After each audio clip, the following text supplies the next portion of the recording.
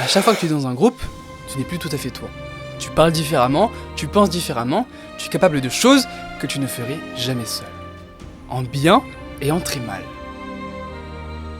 Cette vidéo t'explique exactement comment les autres changent ce que tu penses, ce que tu ressens et ce que tu fais. Et pourquoi comprendre ça pourrait être la chose la plus importante que tu apprennes aujourd'hui. Imaginons un jeu simple. Je te montre une ligne, puis 3 autres lignes à côté. Je te pose une seule question. Laquelle de ces 3 lignes a la même taille que la première? La réponse est évidente. Tu ne peux pas te tromper. Sauf que tout le monde autour de toi donne la mauvaise réponse. Ton voisin de derrière, tout le monde. Qu'est-ce que tu fais? Un chercheur américain a fait ce test en vrai en 1951. Résultat, une personne sur 3 a donné la mauvaise réponse. La mauvaise réponse qu'ils voyaient de leurs propres yeux être fausse. Juste parce que tout le monde autour d'eux l'avait dite. Ce n'est pas une exception, c'est nous, tous. Et ça va beaucoup plus loin que des lignes sur un tableau. T'as déjà vu une file d'attente devant un restaurant? 2 restos en face, l'un vide, l'autre avec une queue dehors. Tu choisis lequel? La queue, forcément, parce que si les gens font la queue, c'est qu'ils savent quelque chose. C'est logique. Maintenant, imagine que le premier client ait choisi ce resto par hasard. Il avait faim, il était pressé, c'était le plus proche. Les suivants ont vu la queue, ils ont rejoint. Puis les suivants, puis tout le monde. Le restaurant d'en face était peut-être meilleur, personne ne le saura jamais. C'est comme ça que marchent les rumeurs. Les modes, les bulles boursières où tout le monde achète parce que tout le monde achète. Parfois même aussi les guerres. Tout ça parce que les humains font naturellement confiance au groupe et le groupe, lui, fait confiance au groupe d'avant. Personne ne sait vraiment, tout le monde suit. Mais voilà ce que personne explique. Faire confiance au groupe, ça peut aller très loin. Bien plus loin que choisir un restaurant. En 1961, une expérience est menée dans une université américaine. Des gens sont recrutés dans la rue pour participer à une étude. On leur dit, vous allez poser des questions à quelqu'un dans la pièce d'à côté. Si cette personne se trompe, vous appuyez sur ce bouton. Ce bouton envoie un choc électrique. Au début, léger, presque rien. Mais le cadran monte. 15 volts, 30, 100, 200, 300. Et là, dans la pièce d'à côté, on entend quelqu'un frapper contre le mur. Mais un chercheur en blouse blanche dit simplement « Continuez, c'est nécessaire ». Tu ferais quoi à leur place? 6 personnes sur 10 ont continué jusqu'au bout, jusqu'à 450 volts, sur quelqu'un qui ne répondait plus. Il n'y avait pas de vrai choc. La personne dans l'autre pièce était un acteur, mais ceux qui appuyaient sur le bouton, eux, ils ne le savaient pas. 6 personnes sur 10, pas des méchants, pas des fous, des gens normaux, comme toi, comme moi. Juste quelqu'un en blouse blanche qui leur avait dit que c'était bien. Ce n'est pas une histoire du passé, cette expérience a été refaite dans des dizaines de pays. Les résultats changent un peu, mais jamais autant qu'on l'espère. Et le chercheur qui a inventé ce test avait une raison très précise de le faire. Il venait de regarder le procès d'un homme qui avait organisé l'envoi de millions de personnes vers les camps de la mort. Cet homme s'appelait Adolf Eichmann. Une philosophe qui assistait à ce procès a alors écrit quelque chose qui a changé la façon dont on pense à l'histoire. Elle a dit « Le mal n'a pas besoin de monstres, il a besoin de gens ordinaires et d'une foule qui ne dit rien. » Mais alors, comment est-ce qu'on prépare une foule à ne rien dire?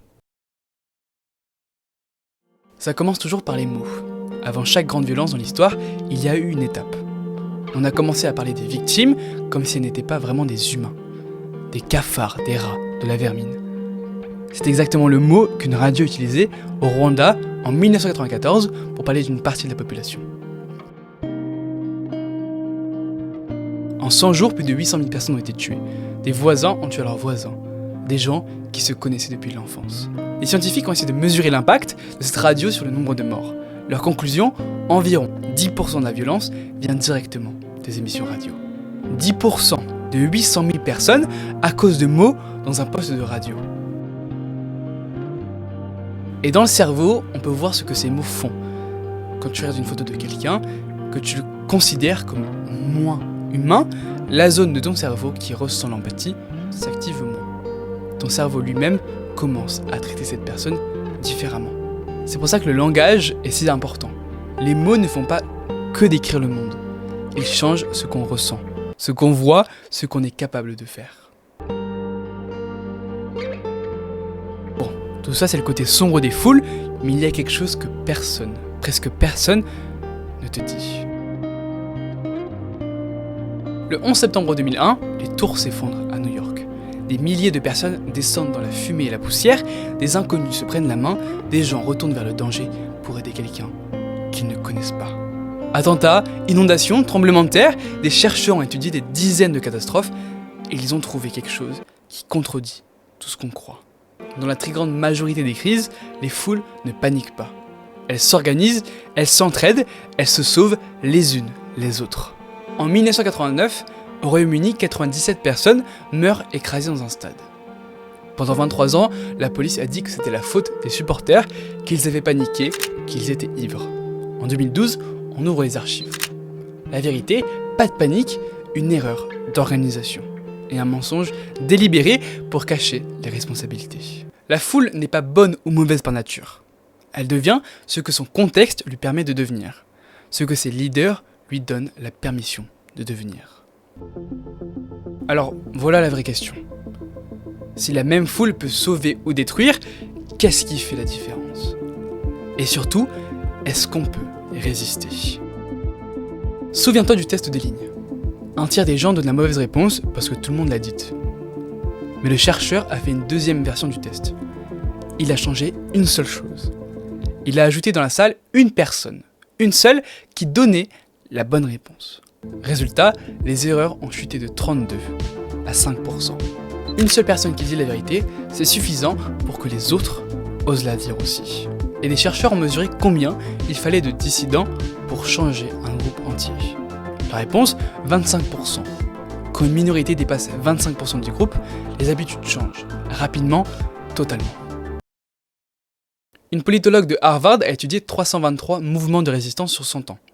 Elle a trouvé que quand au moins 3,5% de la population se mobilise vraiment, ce mouvement n'a jamais joué. Jamais. 3,5%.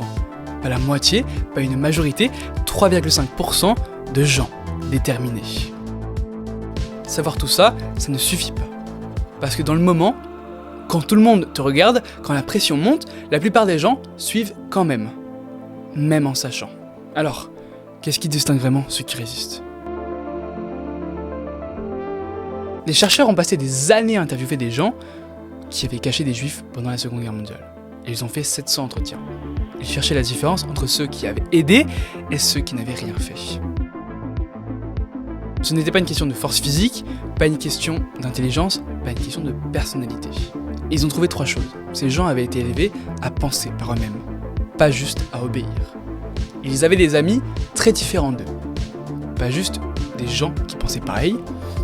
Ils savaient qui ils étaient, leur opinion d'eux-mêmes ne dépendait pas de ce que les autres pensaient. Le courage de dire non, ça ne s'improvise pas le jour où c'est nécessaire. Ça se construit avant, dans les petites décisions de tous les jours. Alors voilà ce que tout ça dit. Les foules, ce n'est pas quelque chose qui arrive aux autres. C'est le mode par défaut du cerveau humain. Imiter, suivre, faire confiance au groupe, ces réflexes ont permis à l'espèce humaine de survivre pendant des milliers d'années. En groupe, on est plus fort, on apprend plus vite, on s'adapte mieux. Le problème n'est pas le groupe. Le problème, c'est quand il n'y a plus personne pour dire « Attends ». La même mécanique qui produit des massacres produit aussi des révolutions pacifiques. La même contagion qui propage la haine peut propager le courage. Le mouvement des droits civiques aux États-Unis, la chute du mur de Berlin, des minorités qui ont dit non, qui ont fissuré l'unanimité et regardé le reste basculer. La prochaine fois que tu te sentiras porté par quelque chose, une indignation sur les réseaux, un truc que tout le monde dit, une évidence que personne ne questionne, pose-toi une question. Juste une. Est-ce que je pense vraiment ça? Ou est-ce que je suis juste dans la pièce avec tout le monde en train de donner la mauvaise réponse? La différence entre les deux, c'est tout.